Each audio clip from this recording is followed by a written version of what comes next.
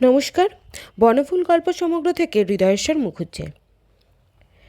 গৌরবগঞ্জের জমিদার হৃদয়েশ্বর মুখুজ্জে ওরফে ঋদুবাবু অদ্ভুত প্রকৃতির লোক ছিলেন। তার চেহারাও ছিল অনন্য সাধারণ। প্রকাণ্ড ভারী মুখ, এক মাথা কোকড়ানো বাবরি চুল, বিরাট গোঁফ, জমকালো জুলফি, দুটি চোখ বড় বড় লাল লাল, নাকটা খাড়ার মতো, শরীর যেমন লম্বা তেমনই চওড়া। ঋদুবাবুকে সবাই ভয় করত, আবার ভালোও বাসত। আমার সঙ্গে তার দুবার মাত্র দেখা হয়েছিল। প্রথমবার দেখা হয় তার বাড়িতে। আমি তখন সবে ডাক্তারি পাশ করে বেরিয়েছি। কোথায় বসবো ঠিক করতে পারিনি তখনও। পয়সার জোর ছিল না তেমন। একটা চাকরির চেষ্টা করছিলাম। এমন সময় ঋদুবাবু হঠাৎ আমাকে ডেকে পাঠালেন একদিন। ঋদুবাবুর নামটা শোনাই ছিল, কিন্তু তাকে কখনো দেখা হয়নি আমার। বাবার সঙ্গে নাকি বন্ধুত্ব ছিল তার। তার জমিদারিতে কিছু জমিও ছিল আমাদের। যৌবনকালে আমাদের জন্মের পূর্বে বাবা গৌরবগঞ্জে বাস করেছিলেন। তারপর চাকরি নিয়ে তিনি কলকাতায় চলে আসেন। সেই থেকেই কলকাতাতেই আছি আমরা, আর গৌরবগঞ্জে যাওয়া হয়নি। হঠাৎ ঋদুবাবু চিঠি এসে হাজির হলো। বাবাকেই লিখেছিলেন তিনি। শুনলাম তোমার ছেলে এবার ডাক্তারি পাশ করেছে, তাকে যদি আমার কাছে একবার পাঠিয়ে দাও খুবই খুশি হব। আমার একটা অসুখ হয়েছে, তাকে দেখাতে চাই। কবে আসবে আগে থাকতে একটু জানিও, স্টেশনের লোক রাখবো। আগে থাকতে খবর দিয়েই গিয়েছিলাম। স্টেশনে নেমে দেখি হই হই ব্যাপার, রই রই কাণ্ড। আমার জন্যে হাতি, ঘোড়া, পালকি, ডুলি, ঘোড়ার গাড়ি, গরুর গাড়ি, মোটর কার সব রকম যান পাঠিয়েছিলেন ঋদুবাবু। স্বয়ং নায়ের মশাই স্টেশনে এসেছিলেন আমাকে অভ্যর্থনা করতে। তার সঙ্গে এসেছে আশা, সোটাধারী 12 জন বরকন্দাজ। আমি তো অবাক। নায়েব মশাইকে বললাম, এত সব কাণ্ড কেন? একটা যে কোনো গাড়ি পাঠিয়ে দিলেই হতো, না পাঠালেও ক্ষতি ছিল না, কতটুকুই বা পথ। নায়েব মশাই মাথা চুলকে বললেন, হুজুর বললেন ডাক্তারবাবুর কিসের সুবিধা হবে তা তো জানা নেই, আমাদের যা আছে সবই নিয়ে যাও তুমি। তারপর একটু হেসে বলিলেন, পরিচয় হলে বুঝতে পারবেন, ওর স্বভাবই এই রকম। ওর কি অসুখ করেছে? অসুখের কথা তো শুনি না। অসুখের জন্যই তো আমাকে ডেকে পাঠিয়েছিলেন। তা হবে, আমি কিছু জানি না। শাল প্রাংশু মহাভোজ ঋদুবাবুকে দেখে আমারও মনে হলো না যে তিনি অসুস্থ।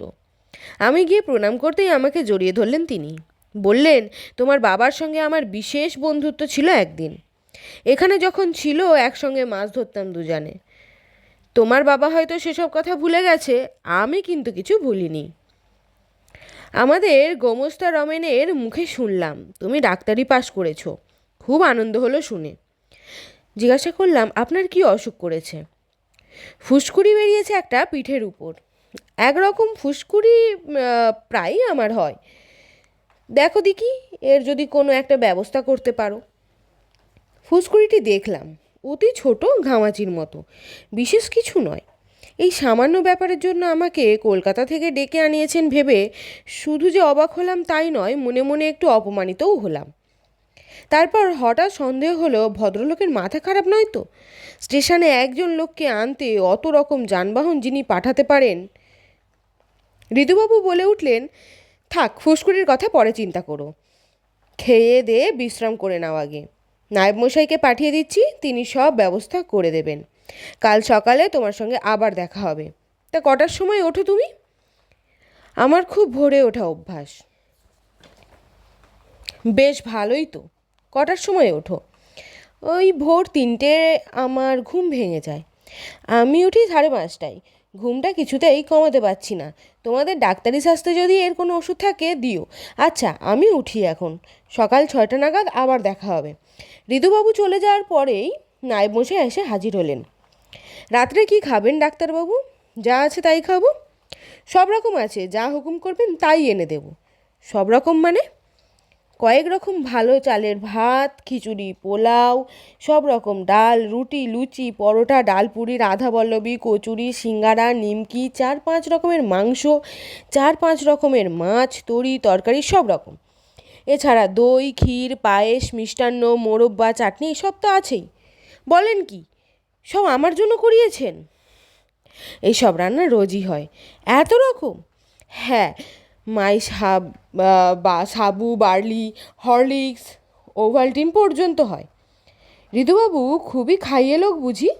মোটেই না, তিনি খুবই সামান্যই খান, কিন্তু কি খাবেন তা আগে থাকতে বলবেন না কিছুতেই। তাই সব রকম তৈরি রাখতে হয়। কোনো জিনিসটা চেয়ে না পেলে কুরুক্ষেত্র করেন। বলেন কি? আগে হ্যাঁ, এই রান্নার ব্যাপারের জন্যই 20 রাঁধুনি আর গোটা 50 চাকর রাখতে হয়েছে। এইরকম করবার মানে কি? খেয়াল। সে যাই হোক, আজ রাত্রে আপনি কি খাবেন বলুন? খান কয়েক লুচি আর যা হোক 2-1 তরকারি পাঠিয়ে দেবেন। মাছ মাংস 2 দেবো তো? দেবেন। মিষ্টান্ন আপনার যা খুশি দেবেন মশাই, যা পারবো খাবো। বেশ, চা কটাই খাবেন? হুজুর বলে দিলেন আপনি 3টের সময় ওঠেন, আপনাকে ঠিক সময়ে যেন চা দেওয়া হয়। 3:30 দেব? কি দরকার অত কষ্ট করা? কষ্ট আবার কি? 2টো ঘড়িতে অ্যালার্ম দিয়ে দিলেই হবে। একটা ঘড়ি যজ্ঞেশ্বর গোয়ালার কাছে থাকবে, আর একটা থাকবে হিরু খানসামার কাছে। গোয়ালার কাছে কেন?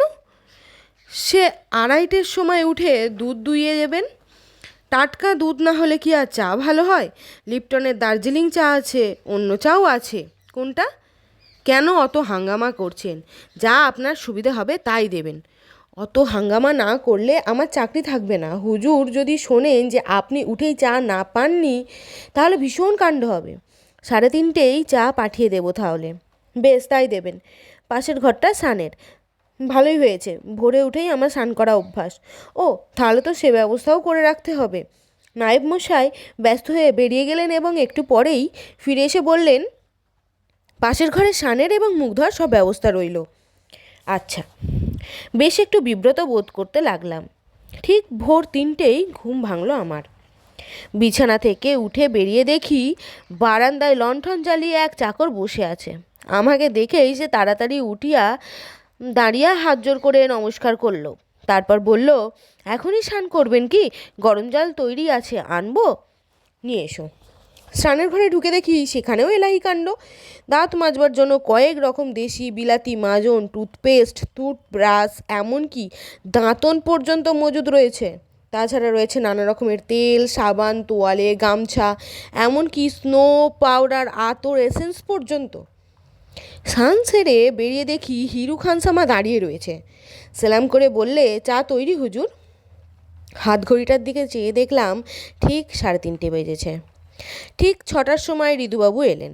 তার পিঠের ফুসকুড়িটা আর একবার দেখলাম ভালো করে। সত্যিই বিশেষ কিছু নয়। আমার ব্যাগেই একটা মলম ছিল, লাগিয়ে দিলাম সেটা। ঋতুবাবু বললেন, মাছ ধরতে ভালোবাসো তুমি? কখনো ধরিনি। মাছ ধরা দেখবে? তা দেখতে পারি। তাহলে বেড়াজালের ব্যবস্থা করতে হয়। ঋতুবাবু তখন জলকরের নায়েবকে ডেকে পাঠালেন। তিনি আসতেই বললেন, জেলেদের খবর দাও, সাগর বিলে জাল ফেলুক তারা। বিকাশকে আমি নিয়ে যাচ্ছি একটু পরে। সাগরবিল থেকে 10 মণ মাছ উঠল। বড় বড় রুই কাতলা জল থেকে লাফিয়ে লাফিয়ে উঠছিল তারা। এত বড় বড় জীবন্ত মাছ আমি কি জীবনেও কখনো দেখিনি। দেখবার মতো দৃশ্য বটে। আমি শহুরে লোক, কলকাতার গলিতে বাস করি। দৈনিক 1 পোয়া মাছ কেনা হয় আমাদের বাড়িতে। একটা কথা বারবার মনে হতে লাগলো, আমার 10 মণ মাছ ধরবার কি দরকার ছিল? এ কি অপচয়! বাড়িতে একটি মাত্র লোক মাছ গেল, বাকি সব মাছ বিলিয়ে দেওয়া হলো।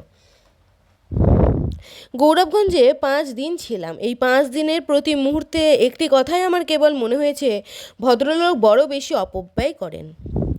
নায়েব মশাইয়ের মুখে শুনলাম, হুজুরের 1 জোড়া কাপড়ের দরকার হলে 20 জোড়া কাপড় আনাতে হয়। পাঞ্জাবি, কামিজ, গেঞ্জি সমস্তই ডজন ডজন করানো চাই, নানা রকম ছিটের। এবছরেও শাল ও বছরে গায়ে দেন না। নিজে যে খুব বেশি ব্যবহার করেন তাও নয়, কিন্তু ওর কেনা চাই সব রকম। ওই ওর শখ। একটি মাত্র ছেলে বিলেতে লেখাপড়া করে। স্ত্রী মারা গেছেন বহুদিন আগে। শেষকালে নায়েব মশাই হেসে বললেন, বড় লোকের একটা নেশা তো চাই। ওই ওর নেশা। অপব্যয়ের নেশায় মশগুল হয়ে থাকেন। আমি যেদিন চলে আসি সেদিন ঋতুবাবুকে বলেছিলাম, যদি রাগ না করেন একটা কথা জিজ্ঞাসা করি আপনাকে। কি বলো? এত অপচয় কেন করেন আপনি? অপচয়? অপচয় কোথায় দেখলে তুমি? রোজ এত রকম খাবার করবার দরকার কি? খান তো সামান্য একটু, বাকিটা আর 5 জনে খায়। ওদের খাওয়াবার জন্য অন্নছত্র খুললেই হয়। সেখানে কি এমন খাবার তৈরি হবে? আমার জন্য তৈরি হয় বলেই যত্ন করে তৈরি করে সবাই। আমি চুপ করে রইলাম। জল করে উঠল ঋতুবাবুর চোখ দুটো। বললেন, তুমি বিজ্ঞানের ছাত্র, তুমি এটা জানো যে পৃথিবীতে কিছুই নষ্ট হয় না। তুমি হিন্দুর ছেলে, একটা কথা শোনোনি যে তন্নষ্টং জন্য দিয়তে। আমি হিন্দু, গৃহস্থ 5 জনকে যথাসাধ্য প্রতিপালন করাই যে আমার কর্তব্য। আমি কোনো উত্তর দিতে পারিনি। খানিকক্ষণ আমার দিকে চেয়ে থেকে ঋতুবাবু হেসে বললেন, দেখো, বলিষ্ঠ প্রাণের বিকাশী প্রাচুর্যে ওই বট গাছটার দিকে চেয়ে দেখো, সহস্র সহস্র পাতা মেলে দাঁড়িয়ে রয়েছে, কোটি কোটি বীজ ছড়িয়ে দিচ্ছে চতুর্দিকে, শত শত পাখিকে আশ্রয় দিচ্ছে, পথিককে ছায়া দিচ্ছে। এসব না করলেও ওর চলতো, কিন্তু তাহলেও ও বটগাছ হতো না। আমি চুপ করে রইলাম। কলকাতায় ফিরে আসবার দিন 7 পরে ঋতুবাবুর চিঠি পেয়েছিলাম একটা। চিঠিখানা এখনও আছে আমার কাছে। লিখেছিলেন, কল্যাণী এসু, আশা করি নিরাপদে পৌঁছিয়াছ। যদিও তুমি আমার ছেলের মতো, তবুও তুমি ডাক্তার। তোমাকে ফি না দিলে অন্যায় হইবে, তাই সামান্য কিছু ফি পাঠালাম। দ্বিধা করিও না, ইহা তোমার ন্যায্য প্রাপ্য। তোমার বাবাকে আমার ভালোবাসা দিবে, তুমি আশীর্বাদ নিবে। ইতি শুভাভারতী হৃদয়েশ্বর মুখোপাধ্যায়।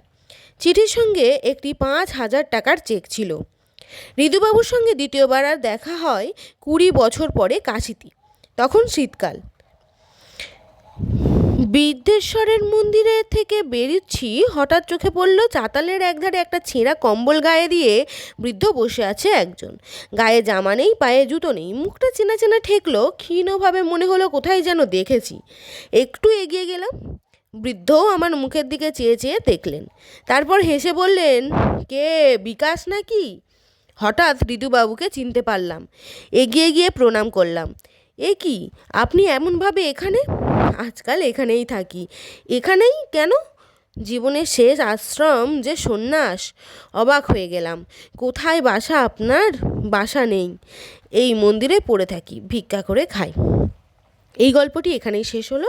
পরের গল্প শুনতে হলে অবশ্যই আমার এই চ্যানেলটিকে সাবস্ক্রাইব করে রাখবেন। ধন্যবাদ।